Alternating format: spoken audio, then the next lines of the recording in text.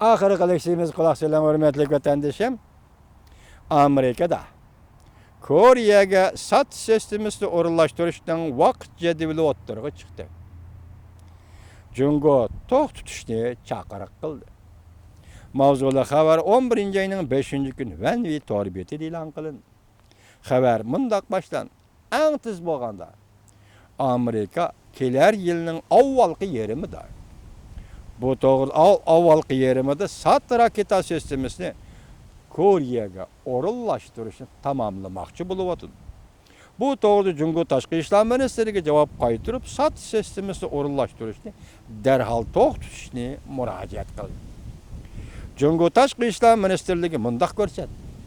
Zaruriy tadbirlarni qat'iy qo'llanib, bexatarlik manfaatimizni qo'g'daymiz. Ma gap esinglarda bo'lsin-chi, ma Jungo nim dedi? Zaruriy tadbirlarni qo'llanib, bexatarlik manfaatimizni qo'g'daymiz. Uningdan boshqa Jungo Tashqi ishlar ministri konsul mahkamasining mas'uli Koreyaning Jungo turishlik bosh elchisining munosabatlik amaldorlarini chaqirib, Koreya dengiz saqchilarining zo'ravonlik bilan qonun ijro qilish to'g'risida jidallashdi. O'tganda Farxudni etibet cho'kirib etdi 600 pay 700 pay o'qot degan tuqa mana shu munosabat. Koreya Jungo biliq chikimlari tashkillik va qo'pollik bilan qarishtirdi deb aytildi. Brooks, Amerika Qo'shma Shtatlarining Koreya turishlik armiya qo'mondoni Brooks haftaning 5-kuni mundaq ko'rsatdi. Amerika 8-10 ay ichida Koreyaga sat sistemini o'rnashtirdi. Diqqat eting. 8-10 ay ichida Koreyaga sat sistemini o'rnashtirdi. Eng tiz bo'lganda kelar yil 5-da o'rnashtirib bo'ladi. Qo'mondon Brooks yana mundaq ko'rsatdi. Koreyaga o'rnashtirilgan sat sistemisining ko'lami Amerika armiyasi Guamga o'rnashtirgan sat sistemisining ko'lamidan zo'r bo'ladi. Qo'mondon yana mundaq ko'rsatdi. Amerikaning Koreya turishlik armiyasi ishlatayotgan Apache tikchar aeroplanining sonini 2 ko'paytirdi. Yani növbette bu aeroplanni Koreya işletyapti. Koreya qancha aeroplan ishlatgan bo'lsa, shu songa barobar qiladi. Jungo Tashqi ishlar ministrligining bayoni savolga javob berib mundaq ko'rsatdi. Amerika sat sistemini Koreyaga o'rnashtirsa, Burayinning tinchligi buziladi. Jungoni o'z ishiga olgan Burayindagi davlatlarning bexatarligiga buzg'unchilik qiladi.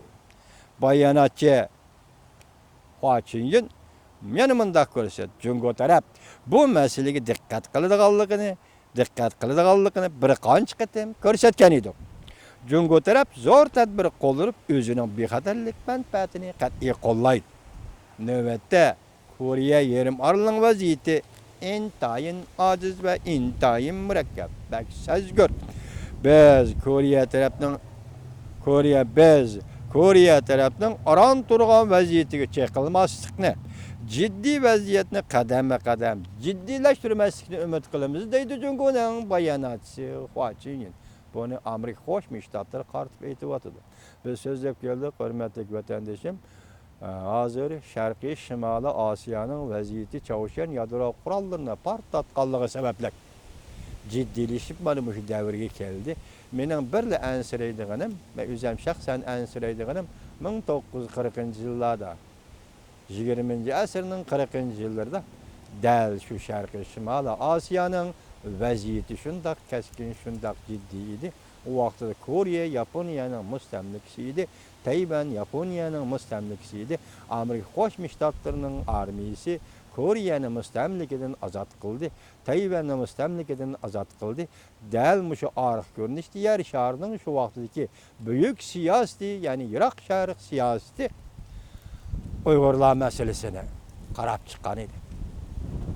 Uyg'urlar masalasi shu siyosatlarga munosabatlik masala bo'lib qolgan. Xulosalaganda Uyg'urlar qurgan davlatidan ayrilgan, imtiyozdan ayrilgan, huquq sub'ektidan ayrilgan, odamdek yashash huquqidan ayrilgan edi. Bu qatim Sharq Shimoliy Osiyodagi bu tavrash siyosatdan bundaq darajadan tezkor yetib kelishi Uyg'urlar masalasini yana bir qatim mushundaq davolg'ishiga elib kirami debla ansiraymida Turani Efendi uka. Bugungilik suylarimiz tugidi. Fikringizni berishiniz bo'ladi. Memnuniyat bilan qabul qilaman Turani Efendi.